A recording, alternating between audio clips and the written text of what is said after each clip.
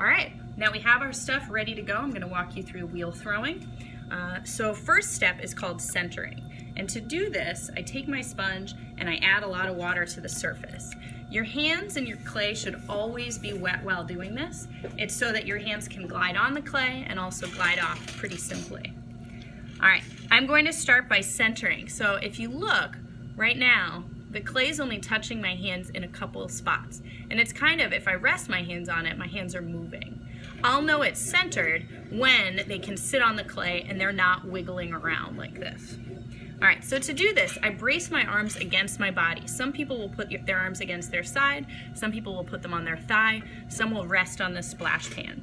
But the whole point is to use your palms so you can push in and push back down again to try and get the clay to mimic what the wheel is doing. All right, so I'm starting with my hands on the sides, kind of in a pyramid shape, and I'm gonna start by pushing in. Now you'll notice the clay went up, because if I'm pushing it on the sides, it only has a place to go up. Now I'm gonna use the same part, that palm. I'm gonna put my arms together, still bracing against my body, and I'm gonna push back down again. All right, so this is pretty close to centered. Now if I rest my hands on it, you'll see they're not moving too much. I'm still a little bit off. I'm gonna show you a common mistake though.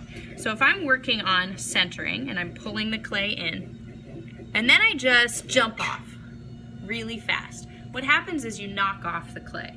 So anytime you put your hands on and start applying pressure or take them off, you want to slowly start that process and slowly back off again instead of trying to do it all in one quick motion. This is something that you need a lot of focus on to get successful at, and even though I was able to do it in maybe 3 or 4 times, it might take you 10 to 15 to get there. All right, the next step after centering is called making a hole.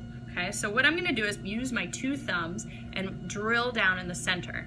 Just like I needed the walls to be centered, I also need the hole to be in the center where the whole piece is off. All right, so I'm gonna wrap my hands around. I'm still putting my arms against my body. In this case, I'm putting them against my thighs, and I'm keeping my arms together because I have more strength when I keep them together. All right, I'm slowly gonna start drilling down.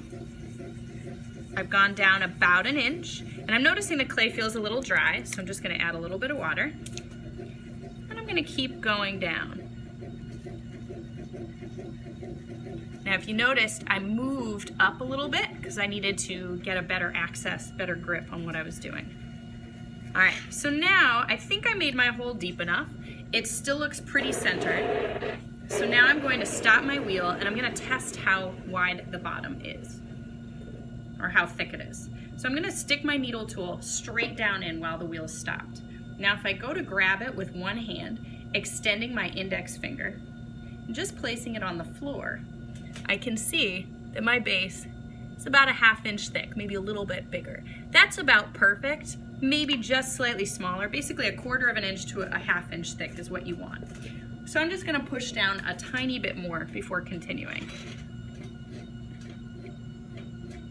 All right, so at the beginning you want your wheel to go fast, but as you continue on through, you want it to be going a little bit slower with each phase, because then you've got it's a little bit less strong the more space you have between the clay. So at the beginning it's a ball, so you can be really more aggressive with the speed, but as it gets this interior and the walls get thinner, you want to go slower.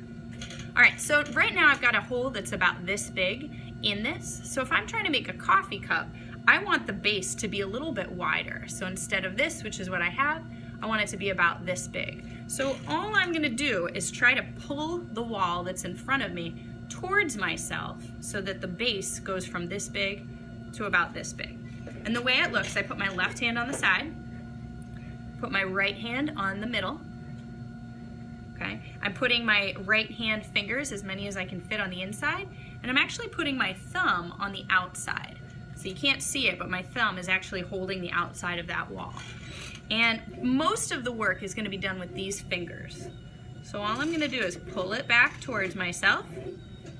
It's a very slow process, and I only need to do a little bit. So already that hole went from being about this big to this big. Now, common mistakes with this step, Some people just pull, instead of having the whole wall move out, they'll pull just the top out, and then you end up with more of a bowl shape. But we're going for cylinder, so you want to try and have a flat bottom and then a straight wall going up. All right, good. So next step, after I make the hole and make the bottom by pulling it out, now I'm going to do what's called pulling up the walls. This is one of the harder parts to accomplish, and you need to go slower and be gentle. It's where a lot of beginners break their pieces. So first thing I'm going to do is just feel the thickness of my piece top to bottom. I see that it's the thinnest right at this top, and then it's about even with a little extra lump right near the top here. So my goal is to move the clay upward. The easiest way to do that is to start at the base and pinch the clay from the inside and the outside, and that'll make a little tire, and then you can slowly pull that clay up with your hands. So I'm going to do this by leaning to my right side. My right elbow is against my thigh. This is going to be an anchor so that I can hold my hand steady. And then my top hand, since I don't have the same area to anchor it against my body, I'm actually going to lean it against my right hand. So it kind of looks like this. I've got a butterfly here. We've got crossed thumbs in the middle, and then I'm going to have my right hand on the outside, my left hand on the inside. All right, so I'm going to start at the base, and I'm going to just make a little groove. You're going to see it go in just a little bit. Okay, got a nice little groove there. Now very slowly, I'm going to start pulling that groove up. If I put too much pressure on, I'll go through the wall. And if I don't put enough, then I won't see it move up. All right, at this point I've got a lot of extra slip on my hands. It's always good to get that out of the way as you go. I saw that it went up a little bit, but I still have further to go. So I'm gonna do the same thing. I'm gonna make a groove at the base. I'm slowly gonna pull that clay up. Now after every couple pulls, it's good to stop and evaluate how thick the walls are. Okay, so right now I see that they're pretty thin at the top, but down lower they're a little bit thicker. So now I'm going to just do a pull about halfway up. So I'm putting that groove in at the bottom, pulling up, and then I'm slowly going to stop with the pressure about halfway up. And I'm just going to keep doing that till I get it to be a little bit thinner. Now one thing I haven't talked about too much is you want to have a lot of water on it at all times, but if you notice that you have a lot of slip or you have a pond on the inside, you can use your sponge to take that out, because sometimes the slip that's either on your hands or the walls can get in your way. All right, at this point, you can do a couple more things. I can start doing some shaping once I feel like it's a nice thickness. Sometimes it's nice to use a rib tool, but you have to hold on to it pretty tightly. This strengthens the walls if they seem to get a little bit too thin in some places. I can also use my sponge just to help with some detail work, because it's one more like strong piece that you can use. Now a couple problems you can run into. You can run into a piece that has an uneven top, in which case you can use your needle tool and very, very slowly, and the wheel is going very slowly, I can insert that needle in. I've got to hold it with both hands. And then once I think I've gone through, I can stop the wheel and pull that extra clay off.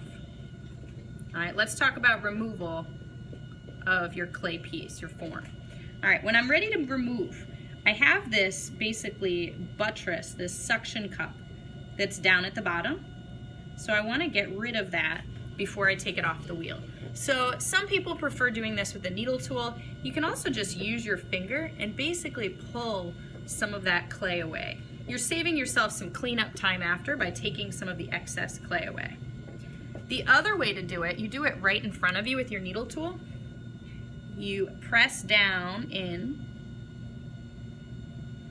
Got to hold it with both hands, and you're pressing at the angle that you want to cut off. And then I press along the bottom side here. And once I feel like I've gone all the way around, I stop, I cut it, and you pull off that extra bit of clay. All right, so I feel like I got most of it off. I might still have a couple fingerprints, but you can pick that up after you get it off. All right, now taking it off the wheel. With the wheel stopped, you put a little water in front of you. This will help to loosen the suction cup that's holding it in place. Then I'm gonna take my wire tool and I've wrapped it around my fingers a couple times. We need to do this so that it stays really stuck.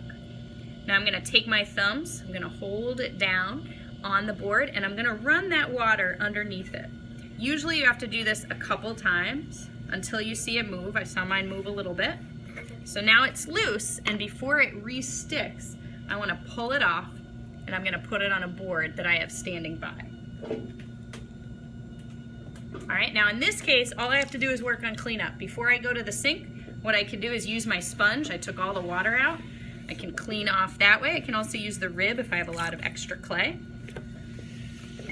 Okay. We use the clay water before going to the sink and cleaning off our hands because it just saves you some time. I have a mess on the board in front of me here, so I want to spend a little bit of time cleaning that off. And you also want to take and use your needle tool to prop up this bat. We don't want to leave water underneath here. So I can just wipe that down. Okay, any extra clay I have goes on our plaster that's over by the windows. You can just set it over there. Also, your clay water, you don't want to put down the drain. Instead, it goes by the exit door that's by the windows as well. There's a bucket there you'll see. But that is basically wheel throwing for you.